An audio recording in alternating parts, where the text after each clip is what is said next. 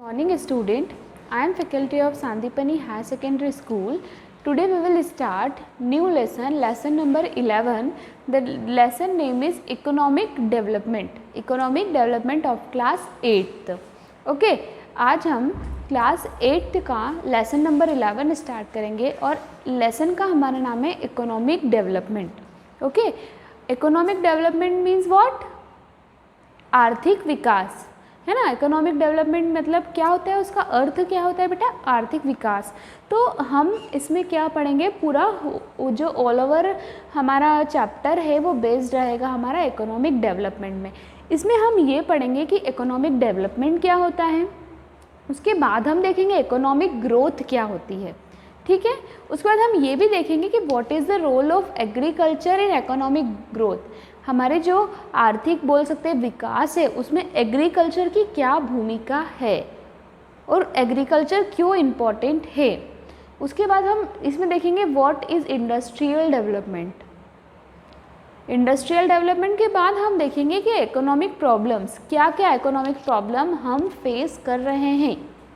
Okay, so let start our chapter, है ना. तो क्या होता है बेटा, in our daily life we see people going to work. आप जो आपकी डेली लाइफ है, हम अभी डेली लाइफ से बात करते हैं. डेली लाइफ से आपको समझ में आएगा कि इकोनॉमिक ग्रोथ क्या होती है. उसके बाद हम चैप्टर से जो डेफिनेशन है वो स्टार्ट करेंगे. जैसे in our daily life we see people going to work. हम डेली लाइफ में ये देखते हैं कि जो लोग होते हैं, पीपल्स होते हैं, वो गोइंग टू वर्क, अपने अपने काम के लिए जाते हैं. Some of them go for agriculture field. कुछ लोग जो है एग्रीकल्चर फील्ड के लिए जाते हैं. Some of factories, different civil services, और कुछ लोग का इंडिपेंडेंट बिजनेस होता है, कुछ की अपनी इंडस्ट्री होती है. Means every person having different profession. कोई डॉक्टर होता है, कोई इंजीनियर. मतलब क्या होता है, हम ये देखते हैं कि हर एक व्यक्ति जब अपने काम के लिए, अपने कार्य के लिए जाता है तो उसको कोई जो व्यक्ति होते हैं वो एग्रीकल्चर फील्ड में काम करते हैं, कोई सिविल सर्विस में है, कोई फैक्ट्री में काम करता है, या कभी कभी ऐसा होता है खुद की इंडस्ट्री होती है किसी किसी की. ठीक है, तो आप मुझे ये बताइए कि वाई दे आर गोइंग, क्यों ये जाते हैं. कि इसीलिए जाते हैं कि द पीपल, ये जो है जो पीपल जो कार्य कर रहे हैं उससे क्या मिलती है, उनको इनकम मिलती है. तो इनकम के लिए क्या होते हैं, इनकम के लिए ही व्यक्ति काम करता है, इनकम के लिए ही जाता है. तो हम ये बोल सकते हैं कि जो ये इनकम है हम कमा रहे हैं और हमारी नीड, हमारी टोटल इनकम तो है हमारे पास. जब हम जॉब, कोई भी पर्सन है जब जा रहा है तो उसको क्या है, मंथली टोटल अमाउंट तो मिलेगा. उसके बाद वो उसमें कितना खर्च कर रहा है, उसकी नीड क्या क्या है. नीड क्या क्या है मतलब आफ्टर इनकम जो भी पर्सन की नीड होगी वो जो इनकम आएगी वो उस पर स्पेंड करेगा, खर्च करेगा, उसके बाद ही उसकी नीड निकलेगी. Okay, now we will see. अब क्या होता है कि इफ़ द, अपन बोल सकते हैं जो एंटायर इनकम होती है, पूरी इनकम जो होती है एक पर्सन की, added to the total income, added to the total income is known as a national income.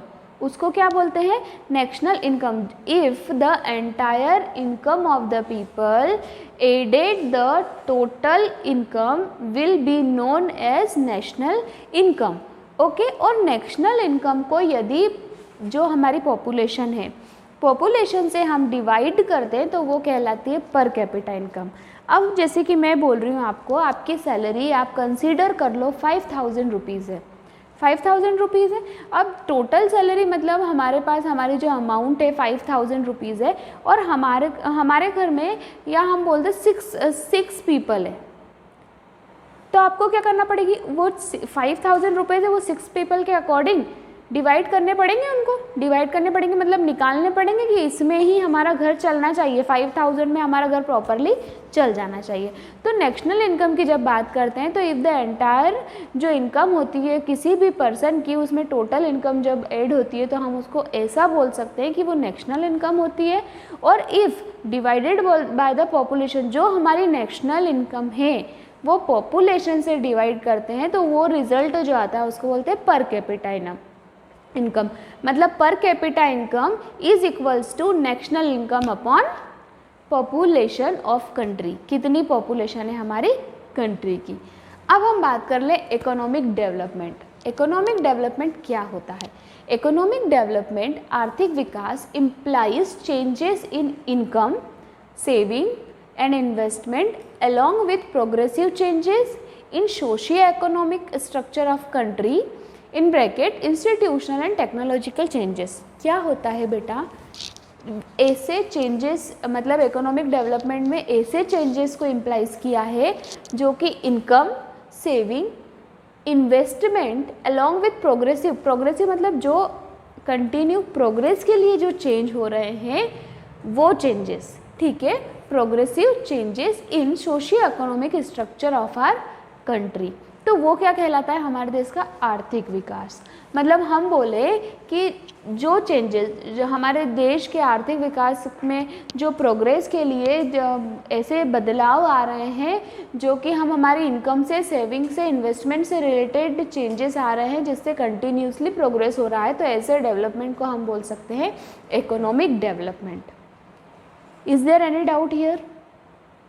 अब हम देखें जो डेवलपमेंट है, डेवलपमेंट किससे रिलेटेड है? देखो, growth of human development relates to growth of human capital index and decrease inequality figure and structure changes that improve the general population quality of life. बेटा, जब आर्थिक विकास होगा, अगर हम एक व्यक्ति की भी बात करते हैं, एक फैमिली की भी बात करते हैं, जब उसका आर्थिक विकास होता है, वो अच्छे से कमाने लगता है, वो अपनी नीड्स फुलफिल कर पाता है, उसकी जो बेसिक नीड है, आज के स्तर पर हम जो बेसिक नीड देखें वो फुलफिल कर पाता है, तो हम क्या बोल सकते हैं? इससे क्या होता है ना, जब ये डेवलपमेंट होता है तो डिक्रीज द इनइक्वलिटी फिगर, जो असमानता है वो खत्म होती जा रही है, और improve the general population quality of life. जो लोग हैं, है ना, जो लोगों की लाइफ जिस स्तर से वो भी जी रहे हैं उसमें भी क्या हो रहा है? इम्प्रूवमेंट आ रहा है। Understand economic development? Now we will see economic growth. Economic development is over. अब हम देखते हैं इकोनॉमिक ग्रोथ। इकोनॉमिक ग्रोथ क्या होती है? Economic growth refers to an increase in the real output of goods and service in the country. हमारे देश में जो किसकी क्षमता, इकोनॉमिक ग्रोथ से किसकी क्षमता इंक्रीज होती है? जो रियल आउटपुट है गुड्स का और सर्विस, इन दोनों की जो अपन बोल सकते हैं कंटिन्यू ग्रोथ कर रही है। Because of economic growth refers to an increase the real output of goods and service in our country. अब हम बात करें ग्रोथ किससे रिलेट करता है?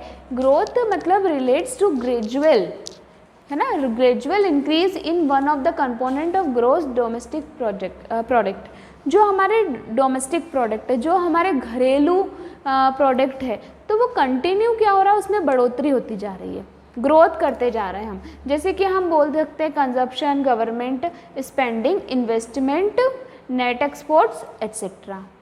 So this you understand economic development and economic growth, है ना। अब हम देखें तो हमारी जो बेसिक अभी बहुत जो कंट्रीज़ होती है ना, कंट्रीज़ क्या होती है? उसके इकोनॉमिक डेवलपमेंट के लिए, या फिर नेशन की हम बात करें, अभी नेशन है, इकोनॉमिक डेवलपमेंट के लिए वो फोकस करेगा कि यदि मतलब जो हमारी बेसिक नेसेसिटी बहुत ज़्यादा ज़रूरी है, हमारा फूड हो गया, क्लोथ हो गए, हाउस है, हेल्थ है और education is in the developing nation, ये अगर स्ट्रॉन्ग रहेंगे तो हमारा नेशन क्या होगा? अच्छे से डेवलप करेगा, अच्छे से ग्रोथ कर पाएगा। तो बेटा क्या होता था ना कि पहले व्हाट ब्रिटिश रूल जब था, ब्रिटिश रूल में क्या था कि जो ब्रिटिशर्स थे, ब्रिटिशर्स क्या करते थे? अब इंडिया तो हमको पता है कि इंडिया मतलब मेनली क्या है? एग्रीकल्चरल कंट्री है। भारत को हम कृषि प्रधान देश बोलते हैं। तो पहले ब्रिटिशर्स ऐसा रूल अप्लाई करते थे कि अपने से जो भी उनको मतलब मटेरियल लगता था या फिर एग्रीकल्चर से रिलेटेड जो भी लगता था वो अपने से तो ले लेते थे, कम दाम पे लेते थे, लेकिन जब वो बाहर उसको सेल करते थे तो वही उसको हाई रेट पे सेल करते थे, मतलब उच्च दाम पे वो सेल करते थे। तो उस समय क्या हुई थी, जो हमारी कंट्री हो गई थी उसकी कंडीशन भी थोड़ी वर्स्ट हो गई थी, पुअर हो गई थी। लेकिन जब कंटिन्यू डेवलपमेंट हुआ, इंडिपेंडेंस के बाद हमारे देश की स्थिति आर्थिक रूप से भी सुधर गई। अब हम बात करते हैं कि भारत एक कृषि प्रधान देश है। तो ये जो चैप्टर है, इस चैप्टर में अब हम जो आगे पढ़ेंगे वो पढ़ेंगे agriculture development. Okay, what we will study? Agriculture development. Agriculture development, जब हम एग्रीकल्चर डेवलपमेंट की बात करते हैं तो बेटा डेवलपमेंट, सबसे पहले डेवलपमेंट मतलब here development means what happens, changes, evolution, growth, it may be an improvement और नॉट, मतलब ग्रोथ भी हो रही है, डेवलपमेंट भी हो रहा है, इवोल्यूशन भी हो रहा है और इम्प्रूवमेंट भी हो रहा है, तो ये तो सारे डेवलपमेंट हो रहे हैं। जब हम बात करें एग्रीकल्चर डेवलपमेंट की, तो agriculture when we focus on what happens in the whole country to entire agriculture sector given overall economic development, higher income production and consumption, improved health and life expectancy and many other changes. Okay, is there any doubt? Now we will see next. Agriculture development मतलब जो अपना कृषि, मतलब कृषि है हमारी, हम बोले भारत कृषि प्रधान देश है, तो जो हमारी एग्रीकल्चर में कंटिन्यू डेवलपमेंट हो रहा है, न्यू टेक्निक्स हम यूज़ करते जा रहे हैं, हम देख रहे हैं कि हम कंटिन्यूसली ग्रोथ कर रहे हैं। पहले क्या होता था, हाथ से जो भी है फसल है वो लगाई जाती थी, लेकिन अब उसकी ज़रूरत नहीं है, ट्रैक्टर आ गए, थ्रेशर मशीन है, उससे हम लोग साफ़ कर लेते हैं गेहूँ जल्दी। तो मतलब ऐसी टेक्निक्स आ गई है जिससे क्या होता है, जो कंटिन्यूसली हमारी एग्रीकल्चर है, कंटिन्यूसली हमारा एग्रीकल्चर क्या है, डेवलप होते जा रहा है। एग्रीकल्चर इसमें हम इसीलिए पढ़ रहे हैं क्योंकि जो इकोनॉमिक डेवलपमेंट है, हमारा आर्थिक विकास है, उसमें जो एग्रीकल्चर है, एग्रीकल्चर एक बहुत इम्पॉर्टेंट रोल प्ले करता है। तो agriculture is the most important sector of Indian economy. Indian agriculture sector accounts for 18% of Indian gross domestic product and provide employment to 50% of the country workforce. India is the world largest producer of pulses, rice, wheat, spices and spice products. ठीक है बेटा, जो हमारा agriculture है एक बहुत महत्वपूर्ण भूमिका निभाता है किसमें, हमारी इंडियन इकोनॉमी में।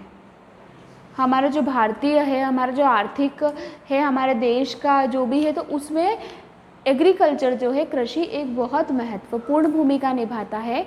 हम यहाँ पे देख सकते हैं कि जो इंडिया एक वर्ल्ड लार्जेस्ट प्रोड्यूसर है, किस चीज़ का प्रोड्यूस करता है, बहुत लार्जेस्ट हम बोल सकते हैं, सबसे लार्जेस्ट प्रोड्यूसर है पल्सेस।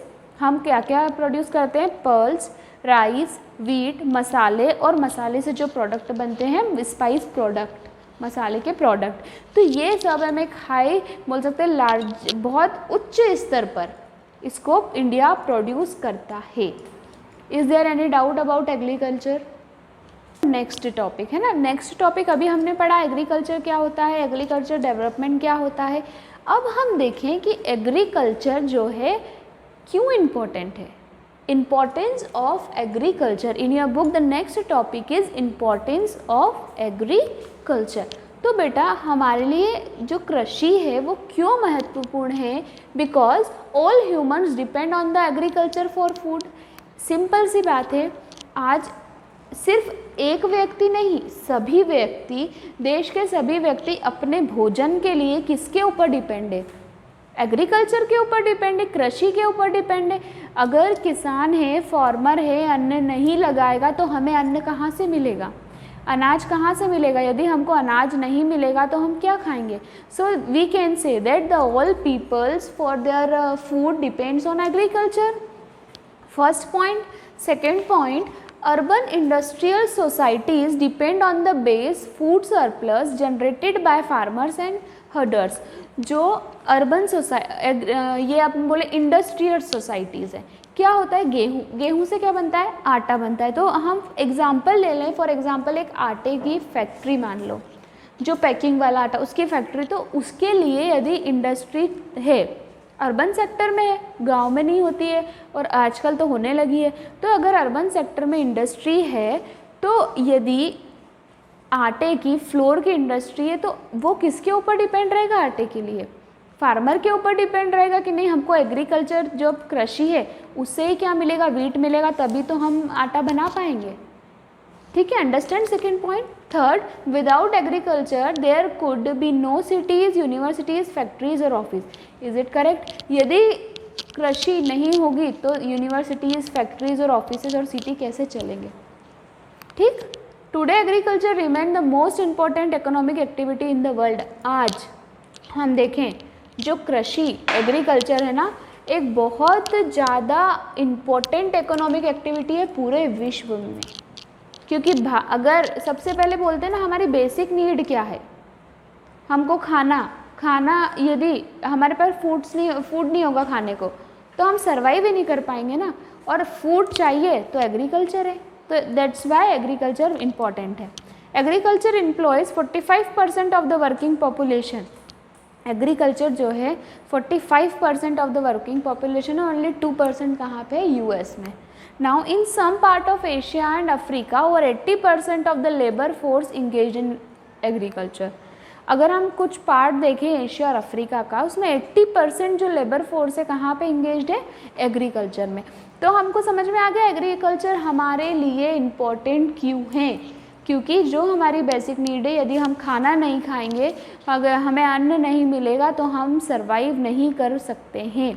और यदि हमें अन्न चाहिए, अनाज चाहिए, दालें चाहिए, जो भी चाहिए, तो हम उसके ऊपर पूर्ण रूप से फुल्ली किसके ऊपर डिपेंड है, एग्रीकल्चर के ऊपर डिपेंड है। अगर अर्बन में, मतलब अर्बन एरिया में, सिटीज़ में अगर इंडस्ट्री भी चलानी है तो उसके लिए भी हम किसके ऊपर डिपेंड रहेंगे, एग्रीकल्चर के ऊपर डिपेंड रहेंगे। वही आप ऑफिसेज या सिटी में या फैक्ट्री में कार्य करना चाहते हैं तो उसके लिए भी हम किसके ऊपर डिपेंड है, एग्रीकल्चर के ऊपर डिपेंड है। All over we can say that without agriculture our ना हम डेवलप कर सकते हैं, ना हम सर्वाइव कर सकते हैं। Understand this topic.